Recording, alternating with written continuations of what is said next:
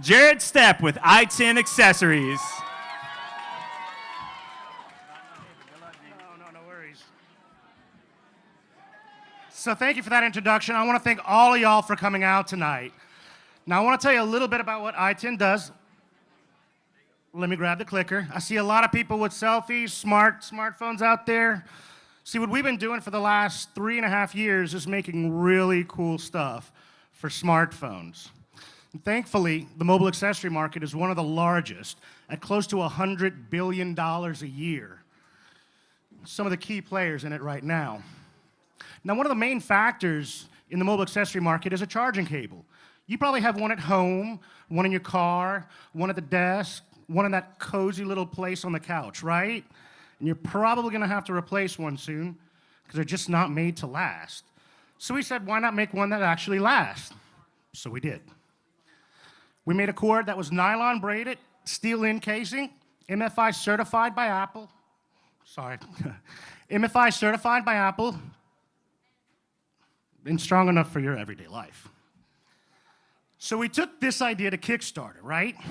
And within 30 days, we sold 12,000 cables and raised $176,000. Since then, in 2015, we've sold over 31,000 cables all across the world. But we didn't stop there. So we now have the cable available in USB-C, and we decided why not make the best headphones. So we use the same dynamic drivers as Beats with a magnetic clasp, so they can sit behind your neck so you don't miss that important phone call. So where do we do it? We have distribution partners all over the world in 6 major countries, including the United States, Brazil, and Sri Lanka. How do we do it? We have a great infrastructure. We have our manufacturing partners, we have forwarders, and we partnered with Branch Warehousing to create an e-commerce fulfillment center right here in Lafayette, Louisiana. So right now we're projected to do over $500,000 by the end of next year. And I'm up here asking for $250,000 for 60% in our company. Now we need inventory, not only to meet current demand, but to grow demand through marketing and also come out with some of the newest products we have in R&D. Like the headphones with the lightning connection. And we have some really cool high-end accessories for the laptop and tablet as well. So we're gonna make a lot of money along the way, but we think we have a great exit strategy, and it's through acquisition. Real quick example, LifeProof went public in 2011, and over the next 3 years, did $250 million in net sales. It was enough to grab OtterBox's attention. OtterBox actually bought LifeProof for $325 million.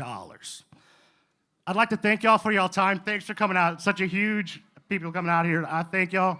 And I'm definitely love to answer any questions y'all may have, but I'm gonna put this down a little bit because I'm like Hobbit sized. I'm akin to the short and fat people. Thank you, thank you. Not nervous at all. That was. Would you recap the time frame that you've been in business? When did you start this venture? We started the business in 2013 and started fulfilling orders in 2014. 2015 is when we actually created our first OEM product, which was the lightning cable that we launched on Kickstarter.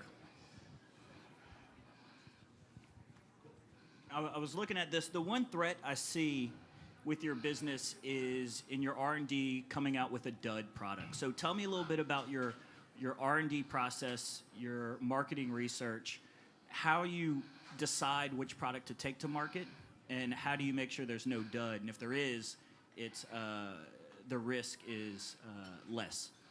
So first thing, technology is the only industry that moves faster than fashion. So staying ahead of it is crucial. Now, we work with verified vendors that are also approved through Apple, and so we're able to actually create quality products. We go through a sampling process, a tooling process, and we'll normally do our first scale production at 1 to 200 units before we go into that 1 to 2,000 minimum order. What does that cost you? So on Roughly. the tooling, and it varies on the product actually, you know, it all depends. But like I said, we work with our manufacturing partners to create agreements and contracts as they incur a lot of that cost on their end because we're gonna be manufacturing directly with the no compete through them later on. So they do kind of curb a lot of our R&D costs as long as they know they're the ones that are going to be making it for us. Where do you manufacture your product, and what's your gross profit margin on the two items? So on the two main items, our average gross profit item between B2B and B2C is 52%. On the B2B side, we're at 35%, and on the B2C side, we're at 65%. All of our products are manufactured in China at the moment. This mostly has to do with Apple's MFI program and their very strict control over their chip. We do pay them a license, we do get their chip, but like I said, they have a very tight control over their over how it's shipped out. So. You have any intellectual property covering your items? So on the cable, all the intellectual patents are through Apple. Since we have a license through them, we pay them a license. So that, no.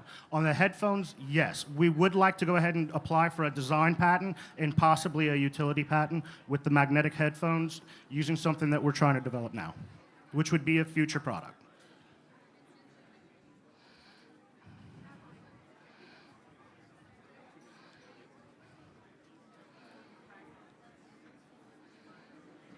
I'm ready. I'm ready, trust me.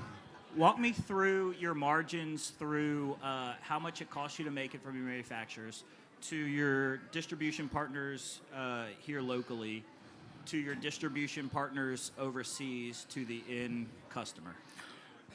Okay, so I'll be able to talk about a little about that right now, but I'd also be more than happy to come and meet y'all on Monday and talk about it further.